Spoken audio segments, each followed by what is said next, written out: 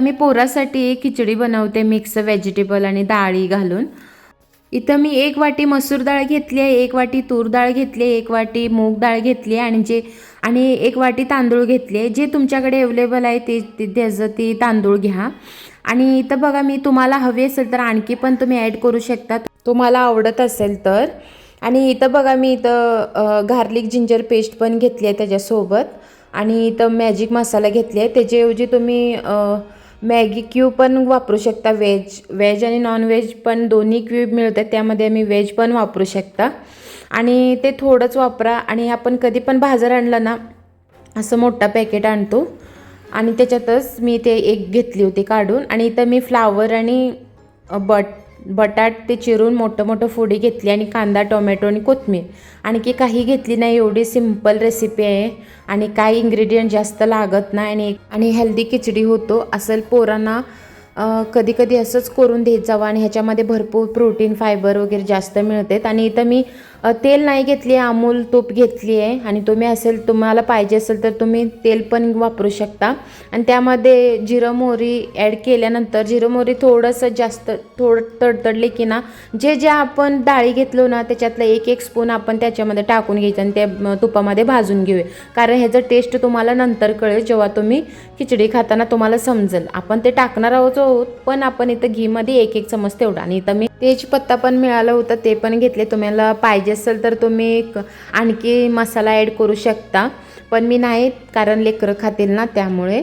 आणि इथं जे आपण कट करून घेतलं होतं ना बटाट फ्लावर ते पण इथं टाकून घेऊन फ्राय करून घेऊ थोडंसं। आणि त्यानंतर जे आपण कांदा टोमॅटो जे घातलं होतं ते ठेवलं होतं ना ते पण ह्याच्यामध्ये ॲड करून घेऊया।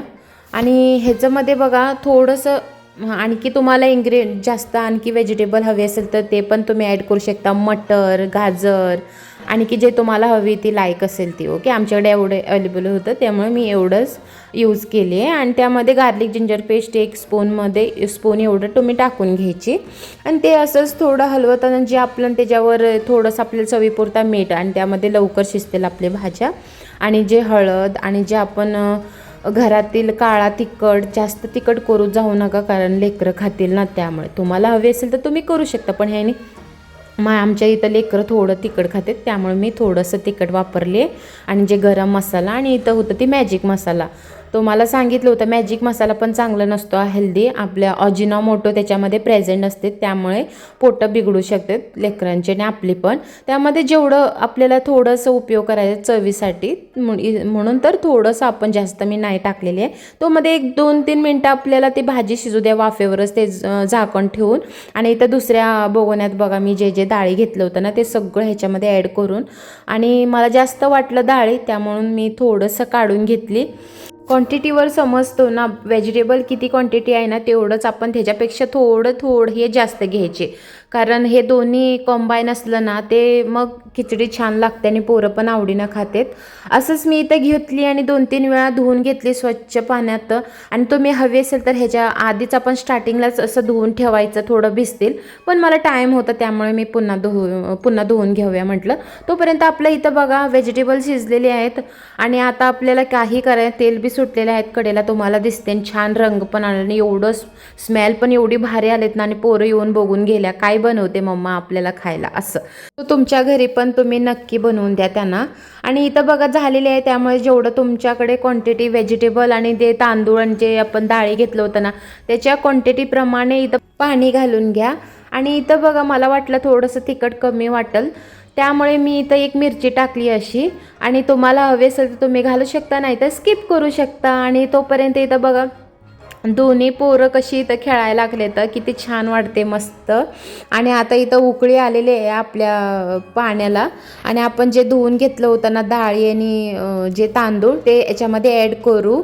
आणि हे बघा, आणि त्याच्यामध्ये आपण काही नाही आता सगळं सॉल्ट वगैरे टाकलेले आहोत, त्यामध्ये एवढं जे आपल्याला ठेवलं होतं ना ते सगळं ठेवायचं आणि 5-10 मिनटं शिजू द्यायची, जास्त नाही। 5-10 मिनटात आपली खिचडी एवढी भारी आणि टेस्टी तयार होते ना, आणि वास तर एवढी स्प्रेड झाले सगळीकडे। गार्लिक जिंजर ही महत्त्वाचं इन्ग्रेडियंट आहे, ते टाकलं तरच तुमचं ऑसम स्मेलवरूनच कळते। इथं बघा आमची खिचडी तयार झालेली आहे. एकदम वास तर बाहेरपर्यंत सुटलेत. आणि इथं मी इथं पोरांना सर्व करून घेतली आहे. आणि तुम्हाला हवी असेल तर ह्याच्यामध्ये तुम्ही दुसरी कुठलंही असं म्हणजे लोणचं किंवा भाजी असं काही दही पण त्याच्यामध्ये ॲड करू शकता. इथं मी लिंबू आणि लोणचं तेवढंच आणि कांदा पण मी इथं कांदा प्रिफर नाही केली कारण पोरं खातील त्यामुळे.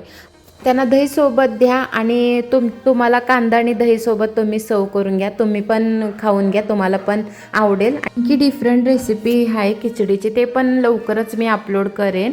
आणि हे माझं व्हिडिओला लाईक शेअर सबस्क्राईब करायला विसरू नका. आणि कमेंटमध्ये सांगा माझी साधी आणि सोपी खिचडीची रेसिपी कशी वाटली. तोपर्यंत खात राहा, मस्त राहा. भेटू पुढच्या व्हिडिओमध्ये.